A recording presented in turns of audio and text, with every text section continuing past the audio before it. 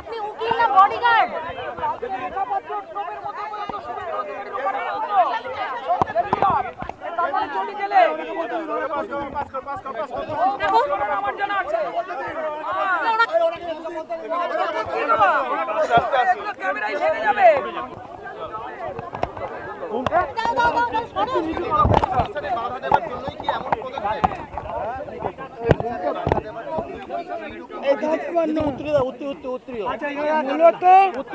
মমতা বন্দ্যোপাধ্যায় এবারকার পরিস্থিতিতে সম্পূর্ণ ভয় পেয়েছে।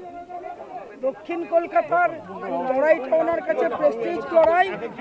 উনি যতবার ওয়াক ওভার পেয়ে যান উনি এবার বুঝেছেন অতটা সহজ হবে না, সেই জন্য বিভিন্নভাবে আটকাবার চেষ্টা হচ্ছে, কিন্তু এটাতে সাকসেসফুল হবে। কোনো পুলিশকে মারা হয়নি। নির্বাচন কমিশনের নাম নিয়ে যিনি করেছেন তিনি একটা তৃণমূলের ক্যাডার, তার ছবি আমরা জোগাড় করেছি। হয় তার চাকরি খাবো, নয় তাকে প্রমাণ করবো যে তৃণমূলের ট্যাগ লাগিয়ে, নির্বাচন কমিশনের ট্যাগ লাগিয়ে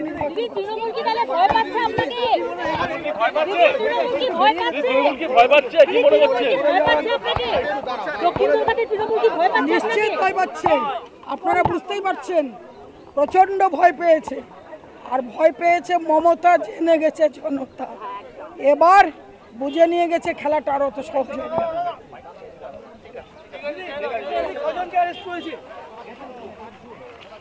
8 জন অ্যারেস্টেড আছে। কতবার বলুন?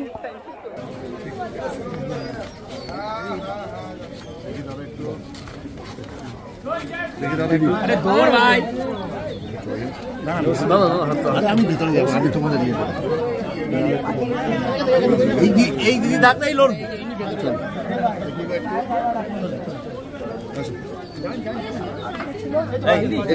একটু ছেড়ে দেন, আমি ঢুকে যাই। দাদা দিকে নিয়ে এইদিকে, দাদা তুমি আমার ঠিক আছে ঠিক আছে।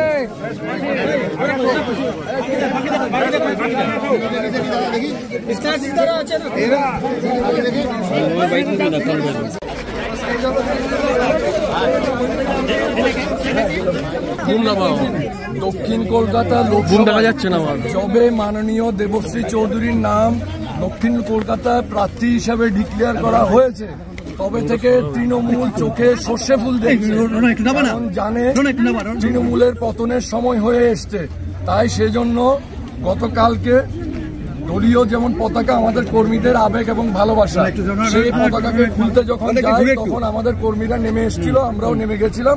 সেটা জিজ্ঞেস করছিলাম কেন খোলা হচ্ছিল। সেখানে একটা লোককে আমরা চিহ্নিত করতে পারি, সে তৃণমূলের লোক আছে। তাকে যখন চেস করা হয় তার গলায় কোনো তাদের আইডেন্টিটি কার্ড কোনো কিছু ছিল না, তখন আমাদের সাথে ধাক্কাধাক্কি একটা বচসা হয়। তারপর পুলিশ পুরোপুরি তৃণমূলের দলদাসের মতো মমতা ব্যানার্জি, মমতা বেগমের নাম্বার বাড়ানোর জন্য পুলিশের দলদাসের মতো কাজ করেছে। আমাদের সাধারণ সম্পাদক স্নেহাশিস দত্তকে ওই থানার ওসি মারতে মারতে নিয়ে গেছে। আমাদের ভাইস প্রেসিডেন্ট সোমনাথকে ওই থানার OC Surajit Chakraborty, second officer যিনি আছেন, তিনি মেরে গলাতে পুরো মার বেরিয়ে গেছে। তারপর আমাদের সুমনা বসু ঠাকুর হচ্ছে আমাদের সম্পাদিকা, ওনার হাত ভেঙে দিয়েছে। থানাতে আমাদেরকে নিয়ে যাওয়ার পর বসতে দেয়নি, জল দেয়নি, খেতে দেয়নি। থানাতে অকথ্য ভাষায় এই সুরজিৎ চক্রবর্তী ব্যবহার করেছে। রাত্রেবেলা যখন থানা থেকে আমাদের নিয়ে যাওয়া হচ্ছিল এএমসি করাবেন নাম নিয়ে, থানাতে কখনো কোনো আমাদের এএমসি করানো হয়নি। থানাতে ঘুরিয়ে ঘুরিয়ে ভিক্টোরিয়ার চারপাশে 4 বার ঘুরিয়েছে। ব্ল্যাঙ্ক ফর্মে সাইন জোর করে টিপসই নেওয়া হয়েছে। তারপর এখন দেখতে পাচ্ছি ওখানে সাইন করা আছে, আমরা আমাদের কোনো কমপ্লেন নেই। বেআইনি গ্রেপ্তার বলছে? হ্যাঁ বেআইনি, পুরোপুরি বেআইনি গ্রেপ্তার, পুরোপুরি তৃণমূল মদদে ওসি পুরোপুরি তৃণমূলের ক্যাডারের মতো কাজ করে। দেখুন ব্যাপারটা হচ্ছে, থানায় যখন এই ব্যাপারটা হলো 1:30 থেকে 2টোর সময় এরকমভাবে আফটার দ্য ইনসিডেন্ট অনেকজনকে টেনে হিঁচড়ে থানায় নিয়ে যাওয়া হলো। কথাটা হচ্ছে থানায় নিয়ে যাওয়ার জন্য কিন্তু একটা প্রপার প্রসিডিওর লাগে, যে প্রসিডিওরটা কিন্তু তখন পুলিশ একদমই ফলো করেনি। তারপরে যেটা হয়েছে পরবর্তীকালে রাত্রি 10টা-11টার সময় তখন গিয়ে তাদেরকে একটা অ্যারেস্ট মেমো দেওয়া হলো। তখন গিয়ে আমরা জানতে পারলাম যে এই সেকশনে নাকি মামলা হয়েছে। এবার কথা হচ্ছে কী কী সেকশনে মামলা হয়েছে। মামলা হয়েছিল সেকশন 147, 149, 353, 332, 427 আর 506। আমরা জানি যখন পুলিশকে নিজে থেকে কোনো রকমেরভাবে কাউকে ফাঁসানোর জন্য একটা মামলার ন্যারেটিভ তৈরি করতে হয়, তখনই কাউকে ভয় দেখিয়েছে, পাবলিক নিউসেন্স ব্রেক করেছে, এই ধরনের একটা কেস তাদেরকে দেওয়ার জন্য তাদেরকে এইরকমভাবে এই সেকশনসগুলোই দেওয়া হয়। প্রত্যেকটাই বেলেবেল এক্সেপ্ট ওয়ান, একটা মাত্র নন bailable section, that is section 353। Section 353 কি? সেটা হচ্ছে কর্তব্যরত কোনো গভর্নমেন্ট অফিসিয়ালের সঙ্গে যদি কখনো ঝগড়া হয় বা বচসা হয়, তাকে তার কাজ করতে দিতে যদি বাধা হয়, সেই ক্ষেত্রে এই সেকশনটা অ্যাপ্লিকেবল হবে। এইবার কথা হচ্ছে সিসিটিভি ফুটেজ থেকে শুরু করে video footage, everything was available on that time. সেখানে কিন্তু দেখা যাচ্ছে কেউ কিন্তু ওখানে কাউকে হেকেল করেনি যে কিন্তু গভর্নমেন্ট অফিসিয়াল যে তার ইউনিফর্মে ছিল বা তার একটা আইডি কার্ড ছিল। সিভিল ড্রেসে যারা ছিল তাদের সঙ্গে একটা বচসা হয়েছে দেখা যাচ্ছে, এবং দেখা যখন ফ্ল্যাগগুলো খুলেছে তারা কোন অথরিটি নিয়ে, তারা কিভাবে, তাদের কোন পদমর্যাদায় যে তারা ফ্ল্যাগগুলোকে খুলেছিলেন, এটা কিন্তু এখনও দেখা যাচ্ছে না। কাজেই পুলিশ কিন্তু এই ক্ষেত্রে 100%, যদি একটা কমপ্লেন আসেও পুলিশের ক্ষেত্রে, 41-এ নোটিশ দিতে কিন্তু 100% পুলিশ বাধ্য। পুলিশ এখানে 41-এ নোটিশ কিন্তু দেয়নি প্রথমত। 2 নম্বর ব্যাপার হলো তারপরে সেইটা নিয়ে যখন পরে আমরা দেখলাম অবরোধ হলো, তখন তো মানে 25-30 জনকে হঠাৎ করে থানায় তুলে নিয়ে যেয়ে একদম চলে যাওয়া হলো পুলিশ ভ্যানে করে। কী কমপ্লেন্টের ভিত্তিতে, কিসের ভিত্তিতে, কিছুই নেই। এবং তারপরে যে তাদের জন্য যে অ্যারেস্ট মেমো ফার্নিশ করা হলো, পুরোটা অর্ধেকের বেশি ব্ল্যাঙ্ক একটা অ্যারেস্ট মেমো। আর এই 5 জনকে যখন অ্যারেস্ট করা হলো, এই 5 জনের যে অ্যারেস্ট মেমো সেকশন 41, এটার কমপ্লায়েন্স সেখানে নেই, সিগনেচারের যে জায়গাগুলো সেগুলো নেই, 41-এ তো দেওয়াই হয়নি, 41B এরও কমপ্লায়েন্স নেই, সিও নেই। গোটাটাই একটা মানে কি বলবো, মানে আইনের যে আমাদের পরিভাষায়, আইনের যে মেথডোলজিসগুলো ফলো করতে হয়, কিছুই এখানে ফলো করা হয়নি। এখানে যে মডেল কোড অফ কন্ডাক্টের যে প্রশ্নটা বারবার উঠছে, সেখানে দাঁড়িয়ে শাসক দলের হাতে যেহেতু পুলিশ রয়েছে, সেক্ষেত্রে কিন্তু model code of conduct violate করছে পুলিশই। সেখানে কি কোনোভাবে আইনি পদক্ষেপ নিতে পারে বিরোধীরা? দেখুন, ব্যাপারটা হচ্ছে পুলিশ যে এইভাবে এটাকে বলা হয় পুলিশের ওভার অ্যাকশন, যেক্ষেত্রে পুলিশ তার নিজের যে গণ্ডি, সেই গণ্ডির বাইরে গিয়ে যারা কাজ করে, এবং এই নিয়ে অবশ্যই হাইকোর্টে মামলা করা যেতে পারে। এবং এইটা নিয়ে আর কি জায়গায় মামলা যেতে, বিভিন্ন জায়গায় ডেপুটেশন পাঠানো যেতে পারে, ইলেকশন কমিশনের কাছে পাঠানো যেতে পারে। যেহেতু এখন পুলিশের ওপরে কিন্তু এখন দ্য গোটাটা has been taken over by the election commission, state election commission এবং সেন্ট্রাল ইলেকশন কমিশন। এবং সেখানে আরও একটা যেটা অ্যালিগেশন আছে, যে ব্যাপারটা নিয়ে আমরা পুলিশকে ইনভেস্টিগেশন করতে বলেছিলাম, স্টেট ইলেকশন কমিশনের মধ্যে একজন অ্যালিজেডলি যে নাকি কমপ্লেন করছে, সে তার নিজের কভার পিকচারে, প্রোফাইল পিকচারে সে তৃণমূলের সঙ্গে একটা পলিটিক্যাল পার্টির তার একটা এজেন্ডা সেখানে দেখাচ্ছে, ছবি তুলছে, তার কভার পিকচার, প্রোফাইল পিকচার। সে কী করে একজন ইলেকশন কমিশনার হয়ে এখানে এসে কাজ করতে পারে? এই নিয়ে ইনভেস্টিগেশনটা করতে বলা হয়েছিল। পুলিশ কিন্তু সেই জায়গা থেকে কোনোভাবেই আমাদেরকে সহযোগিতা করেনি। দেখুন, এই তৃণমূল কংগ্রেসের পায়ের তলার থেকে জমি সরে গেছে, এবং যে কার্যকর্তাদের দিয়ে, পার্টির যে কার্যকর্তাদের দিয়ে ধমকে চমকে প্রলোভন দিয়ে গুন্ডামি করা, তো আজকে তারাও কেউ মানছে না। তারাও এই এদের সীমাহীন দুর্নীতি চুরির জন্যে আজকে তারাও দলের হয়ে কোনো অনৈতিক কাজ করতে তারাও রাজি হচ্ছে না। এবার শেষ ভরসা হচ্ছে পুলিশ, ওই জন্যে পুলিশকে দিয়ে এখন দলের ক্যাডারদের মতো কাজ করাচ্ছে। কালকে দেখুন, একটা নির্বাচন কমিশন থেকে লোক এসেছিল পুলিশের সাথে নিয়ে, যেহেতু পুলিশও এখন নির্বাচন কমিশনের ইলেকশনের রিলেটেড বিষয়ে নির্বাচন কমিশনের কথা শুনে চলতে বাধ্য। কিন্তু কি হলো, সেখানে এসে আমাদের বললে দলীয় পতাকা আমরাই খুলে নিতাম। সেখানে জোর করে খালি পতাকা খোলা হয়নি, পায়ে ফেলে মারানো হয়েছে। সুতরাং যখন দলীয় পতাকার অবমাননা আমাদের কর্মীরা সহ্য করতে পারেনি, তারা প্রতিবাদ করতে গেছেন, এবং তাদের মিথ্যে কেসে 5 জনকে তো কালকে নন বেলেবল সেকশন দিয়ে আটক করা হয়েছিল। আপনি দেখছেন এখানে এখন কোর্টে আমরা এটা মুভ করব। আর বাকি রাত্রিবেলায় মহিলা কর্মীদের সুপ্রিম কোর্টের গাইডলাইন আছে যে সন্ধ্যের পরে কোনো মহিলাকে গ্রেপ্তার করা যাবে না। সেখানে এতজন মহিলাকে গ্রেপ্তার করে কালকে আটক করা হয়েছে, এবং কালকে লালবাজার থেকে প্রায় 15 জন, যার মধ্যে কয়েকজন মহিলা ছিলেন, যারা আহত ছিলেন, তাদের চিকিৎসা অবধি করানো হয়নি। সুতরাং এইবার পুলিশকে দিয়ে যে এই ঘৃণ্য রাজনীতি তৃণমূল কংগ্রেস করছে, তার জবাব আমরা রাজনৈতিকভাবে দেব, আর দেশের জনগণ ব্যালট বাক্সে দেবে। যেহেতু ভোটের দামামা বেজে গেছে, সেই জন্য মডেল কোড অফ কন্ডাক্ট সবাইকেই মেনে চলতে হচ্ছে। সেখানে দাঁড়িয়ে যেহেতু তৃণমূলের হাতে, মানে তৃণমূল যেহেতু সরকারে আছে, তার হাতে পুলিশও রয়েছে, তাহলে সেক্ষেত্রে কিন্তু মডেল কোড অফ কন্ডাক্টকে ভায়োলেট করছে পুলিশই। এই বিষয়টা নিয়ে কি মনে করছেন? না, এটাই হচ্ছে, আমরা শুরুর থেকে বলে গেছিলাম যে এই রাজ্য পুলিশ বা কলকাতা পুলিশ একেবারে পক্ষপাত দুষ্ট, এবং ক্ষেত্র বিশেষে এই পুলিশ ওদের ক্যাডারের মতো কাজ করছে। আমরা নির্বাচন কমিশনে এই নিয়ে অভিযোগও জানিয়েছি এবং আগামী দিনে যতদূর আইনি লড়াই করতে হয় আমরা তার জন্যও প্রস্তুত হচ্ছি। আমরা আইনি পরামর্শ নিচ্ছি। যে পুলিশ কর্মীরা আজকে এইভাবে নিজেদের ডিউটি ভুলে, নিরপেক্ষতা ভুলে, সংবিধানের শপথ ভুলে আজকে তৃণমূল কংগ্রেসের দলদাসে পরিণত হয়েছে, আমরা তাদের বিরুদ্ধে তাদের আইডেন্টিফাই করে স্পেসিফিকলি তাদের নামে কমপ্লেন করছি।